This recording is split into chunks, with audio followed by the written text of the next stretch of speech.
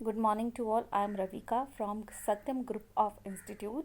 हमारा जो सब्जेक्ट है वो है बेसिक अकाउंटिंग और आज जो हम टर्म्स करेंगे वो है basic terminologies, accounting concepts, conventions. ठीक है, आज का जो हमने टॉपिक कंप्लीट करना है वो है बेसिक टर्मिनोलॉजीज। टर्मिनोलॉजीज क्या होती हैं?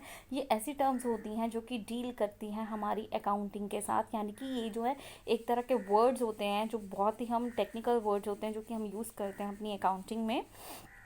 तो इसका जो मीनिंग है वो समटाइम क्लियर नहीं होता, जैसे कि क्रेडिट ट्रांजैक्शंस क्या हैं, देन ऑपरेटिंग प्रॉफिट क्या है। ठीक है, तो इन सबको जानने के लिए हमें जो है इनकी टर्म्स को जो है सबसे पहले समझना होगा। तो ये जो है ये हमारी टर्मिनोलॉजीज हैं। ठीक है, अब इसमें जो है सबसे पहली है बिजनेस ट्रांजैक्शन। बिजनेस ट्रांजैक्शन क्या होती है?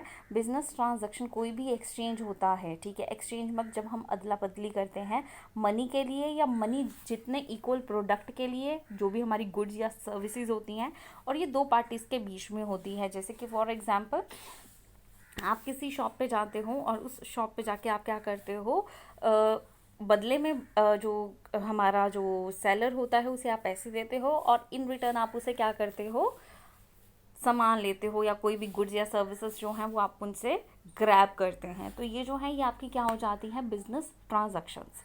अब आती हैं कैश ट्रांजैक्शन। ठीक है, कैश ट्रांजैक्शन क्या होता है? जहाँ पे आप जो है सेम डे पे सेम टाइम पे पैसे दे के क्या होते हैं, सेटलमेंट करते हैं। अब ये तो नहीं होता, देखो जब आप किसी शॉप पे जाते हो तो कई लोग क्या करते हैं, उधार रखते हैं। उधार इन द सेंस कि ये मेरे खाते में लिख लेना। ठीक है, और वो पैसा जो है वो बाद में देंगे, लेकिन उसमें क्या होता है, कैश तो इन्वॉल्व नहीं हुआ, लेकिन पर्सन की जो गुड्स हैं या सर्विसेज हैं वो जा चुकी हैं। ठीक है, लेकिन इन रिटर्न उसे पैसा नहीं आया, तो इसे आप कैश ट्रांजैक्शन नहीं कहेंगे, इसे आप कहेंगे क्रेडिट ट्रांजैक्शन। यस, इसे आप क्या कहेंगे, जहाँ पे पेमेंट जो है आपने फ्यूचर डेट को देनी है, इसे आप कहेंगे क्रेडिट ट्रांजैक्शन। कैश ट्रांजैक्शन का मतलब क्या है, आप उसी टाइम गए, आपने सामान खरीदा और बदले में जो है क्या किया, पैसे देके वो सामान आपने परचेज कर लिया। ठीक है, अब क्रेडिट ट्रांजैक्शन जैसे कि हम पहले ही बात कर चुके हैं, क्रेडिट ट्रांजैक्शन का क्या है कि आप जो है पेमेंट या रिसीट जो है मनी की वो फ्यूचर डेट में जो है वो लेंगे। ठीक है, नॉन मॉनेटरी ट्रांजैक्शंस जो हैं वो होती हैं जिसमें कोई भी मनी जो है डायरेक्टली या इनडायरेक्टली जो है नहीं होता। जैसे आप किसी की सोशल सर्विस करते हैं, ठीक है, आप किसी को खाना खिला रहे हो, तो ये क्या है, नॉन मॉनेटरी ट्रांजैक्शन है। ठीक है, अब हम बात करते हैं गुड्स क्या होते हैं। गुड्स जो होते हैं ये ऐसी कमोडिटीज़ होते हैं जो कि हम यूज़ करते हैं, जिसमें हम क्या करते हैं, खरीदते हैं सामान या फिर हम बेचते हैं। ठीक है, अब इसमें हम कोई भी सामान जो है वो क्या कर रहे हैं, खरीद रहे हैं या बेच रहे हैं, उसे हम बोलते हैं गुड्स। यानी कि आप देखो शॉप पे अगर आप एक बिस्किट का पैकेट लेने जाते हो तो अब उससे पैसे देते हो और बदले में आप क्या ले रहे हो, गुड्स ले रहे हो। ये जो गुड्स हैं ये आपके बिस्किट्स जो हैं ये आपके क्या आ गए, गुड्स में। ठीक है, अब ये जो है ट्रेडर डील कर रहा है, ये सामान बेच रहा है, जैसे कि वो कंज्यूमेबल हो जाते हैं, कई बार स्पेयर पार्ट्स होते हैं, जैसे कि हम कई बार ऑयल्स वगैरह लेते हैं, जैसे कि हमारे मोटर बाइक्स ऑटोमोबाइल्स के लिए जो ऑयल्स होते हैं। ठीक है, तो ये क्या है, गुड्स है। ये काफ़ी तरह के हो सकते हैं। प्रॉफिट क्या होता है, इनकम जो हम क्या करते हैं अपने एक्सपेंडिचर के ऊपर, यानी कि जहाँ पे आपकी कॉस्ट जो है वो 10 रुपये है। ठीक है, आप जो है प्रॉफिट अर्न कर रहे हो, वो कर रहे हो 30 रुपये का। ठीक है, तो ये जो 20 रुपीज़ हैं ये आपकी क्या है, इनकम। ये जो 20 रुपीज़ हैं आपने टोटल जो है वो कितने खर्चे हैं,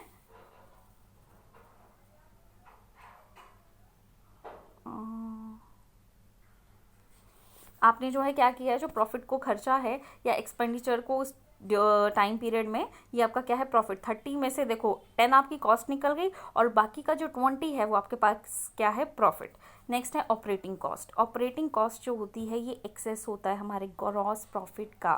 ठीक है, किसके ऊपर, जो हमारे ऑपरेटिंग एक्सपेंसेस होते हैं। ऑपरेटिंग प्रॉफिट क्या होता है, जहाँ पे आप ग्रॉस प्रॉफिट जो है या बाद में टर्म जो है करोगे तो ये आपको बाद में ज़्यादा एक्सप्लेन होगा। ठीक है, लेकिन जब हमारा ग्रॉस प्रॉफिट ज़्यादा होता है ऑपरेटिंग एक्सपेंसेस के ऊपर तो हम उसे क्या बोल देते हैं, ऑपरेटिंग प्रॉफिट्स। ठीक है, नॉन ऑपरेटिंग प्रॉफिट्स आप बोलते हैं इसमें जो एक्सेस होती है नॉन ऑपरेटिंग प्रॉफिट्स की या रेवेन्यूज़ की या नॉन ऑपरेटिंग एक्सपेंसेस की। ठीक है, नॉर्मल गेन क्या होता है, जो आप जर्नली जो है हर एक कॉम्पिटिटर जो है वो अपने नॉर्मल सेलिंग के दौरान जो है वो लेता है। जैसे कि मान लो 10 शॉपकीपर्स हैं, अगर जो वो एक सोप बेच रहे हैं, ठीक है, तो उसके ऊपर उन्हें 2 रुपये मिल रहे हैं, तो हर किसी को जो है वो 2 रुपये ही मिलेंगे, वो कोई एक्स्ट्रा नहीं कमाएगा। इसे हम बोलेंगे नॉर्मल गेन, क्योंकि उन 10 शॉपकीपर्स के लिए वो जो प्रॉफिट है वो सेम रहेगा, चाहे पहला बेच ले, दूसरा बेच ले, तीसरा बेच ले, ठीक है। हर कोई पर्सन जो बेचेगा उसको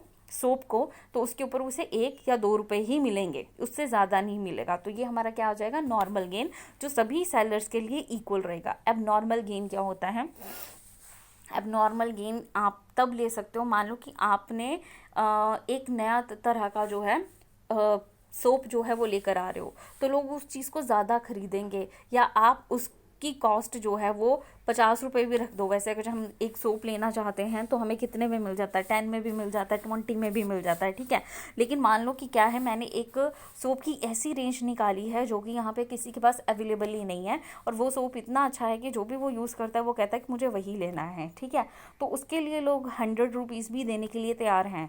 तो जहाँ पे नॉर्मल सोप पे हम 2 रुपये कमा रहे थे, यहाँ पे हम कितने कमा रहे हैं, 90 रुपये, ठीक है। तो ये जो है, ये हमारे पास क्या है, ये हमारे पास जो है एक तरह का एबनॉर्मल गेन है, जब हम नॉर्मल से बहुत ज़्यादा गेन कर लेते हैं, ठीक है। इनकम जो होता है, ये क्या होता है, ये एक तरह की आपकी इनकम जो होती है, जो आप रेवेन्यू अराइज करते हैं अपनी बिजनेस ट्रांजैक्शन से, उसे आप क्या कहते हैं।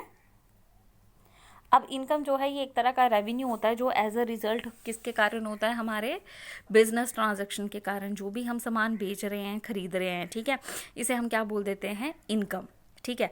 नेक्स्ट है एसेट्स। एसेट्स क्या होती हैं, ये प्रॉपर्टी होती हैं किसी भी बिजनेस की, जो कि उसके ऑनर के द्वारा बिजनेस के लिए लाई जाती हैं। इसमें फिक्स्ड एसेट आती हैं, टेंजिबल आती हैं, करंट आती हैं, फिक्टिशियस आती हैं, इंटेंजिबल। अब आप पूछोगे फिक्स्ड क्या होती हैं। फिक्स्ड में जो है आती है लैंड, बिल्डिंग, मशीनरी, ठीक है। ये जो है, इसे हम फिक्स्ड क्यों कहते हैं, क्योंकि ये अपनी जगह से हिल नहीं सकती। आपने एक जगह जहाँ पे बिल्डिंग खड़ी कर दी, तो वो बिल्डिंग जो है वो क्या होती है, अपने आप तो नहीं चलती, लैंड अपने आप तो नहीं चलती, तो ये जो है उसी जगह पे फिक्स्ड हो जाती हैं, वो हिलती नहीं है। आपने बड़े बड़े मशीनरीज इंस्टॉल की होते हैं, तो क्या आपके लिए पॉसिबल है कि आप उसे एक जगह से उठा के दूसरी जगह रख लो, नहीं। तो इसे हम क्या बोलते हैं, फिक्स्ड एसेट मानते हैं।